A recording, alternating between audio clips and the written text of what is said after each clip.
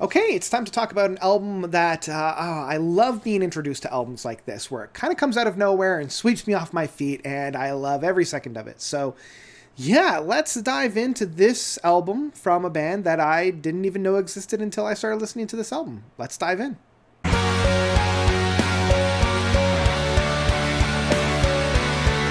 A Cell to Call Home by Advent Horizon. So Advent Horizon is more of like I guess they call themselves a heavy prog outfit from the US. I would say they're kind of like more of a modern prog group. It's one of my favorite styles of progressive rock where we've had so many bands this year that have come out that I've really enjoyed, but have basically been either clones or derivatives of pre-existing bands. And this is one of the first ones that I can't really honestly say have that same type of DNA strand on them. They're their own unique beast, and I really, really appreciate that. They got their start in the early 2010s, putting out their first album of Immured in 2012, following it up in 2015 with Stagehound. And now, 8 years later, we have A Cell to Call Home. And yeah, this one is really interesting, you guys. Like, this is one of those albums where when it hits hard, it hits really hard. Like, it nails itself right on the head. But this album also suffers a little bit from being a little too long. Like, that's my major criticism of this album. I think this album is maybe about 10 minutes too long.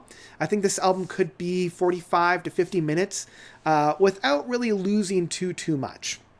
But what I will say is, man, like I said, when this album is good, it is really good. Like the first two tracks, Water and Snow Child, start this album off really, really well. But when it hits with How Did It Get So Good, it reminds me of what I love about more modern prog in being very catchy, very accessible, and very immediate. There was no build-up. There was no moments where I'm like, okay, it's going to take me about 3 or 4 different listens to really get into this album. This trio of tracks immediately caught me right off the get-go. Like, I was sitting there bopping away with How Did It Get So Good, essentially singing along to the chorus after the first listen.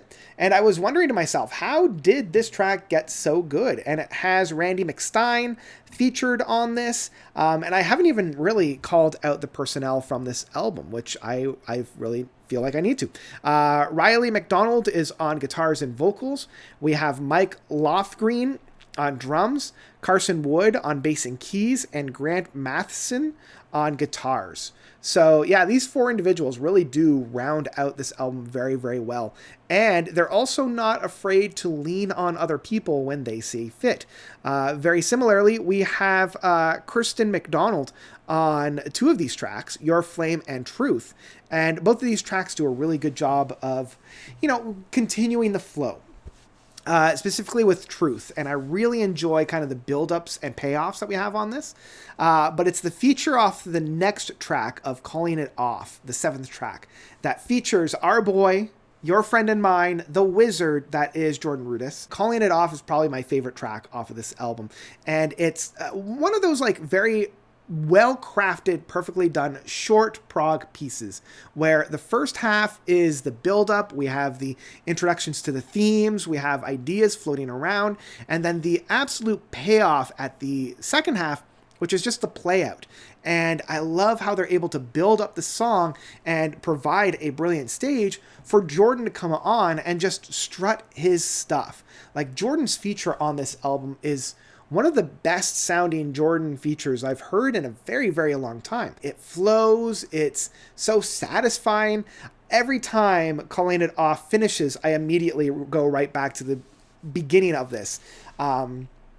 And then it flows very well into Control, which has Hayden Payne as the feature on this, and it's fine. The last track that I really want to highlight before I get into some of those tracks that I feel is a little less than stellar is the title track, the big epic, the over 10-minute of A Cell to Call Home.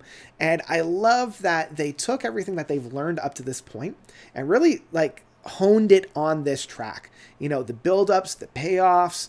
I love the ebb and flows of this track. It has that really rockin' style of progressive rock that I love. You know, this is something that I was really hoping that the Pattern Seeking Animals record that came out last week, or even like Spock's Beard or other modern progressive rock bands that are more on the retro side of things, would start to do and emulate in being a little bit more rockin', a little bit more accessible, a little bit more modern in their approach. And yeah, this one does a great job of doing that. So those are the pieces that I really love about this album. And unfortunately, as I mentioned at the beginning, this album isn't without its flaws. There are a few things that I could have nixed from this album, and it probably wouldn't have lost all that much.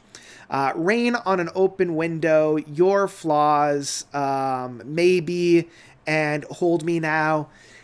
These tracks, I just can't get into. Like, I try, but I always find myself wandering away from them. My mind is always kind of going elsewhere, and I'm not all that invested in them. And I feel like if they had taken these tracks and maybe reconstruct them into one or two single tracks that go on for a little bit longer, we might have had something a little bit more, I don't know, acceptable or presentable on this. I don't want to, crap all over this album, but I think that's what's really holding me back from thoroughly loving this album, because at the moment I just really enjoy this album, and I always look forward to sitting down and listening to it, especially with the album opening up so strongly and having those middle tracks be so friggin' good. It's just those tracks that flow within them that, I don't know, I don't have as much of a fun time with. So that's my only real criticism on here. It's a little bit of a, I wouldn't even call it a disjointed listen, because the tracks still flow very well together. It's all very singular in that sense. They don't feel out of place. They don't feel like I'm on a bumpy ride. Call back to the Steven Wilson album, which had a lot of bumpy tracks on there, even though most of the tracks on there were very enjoyable. Maybe they didn't flow all that well. At least the flow on this album is very nice, and you can tell that they took their time of crafting how this album was going to flow.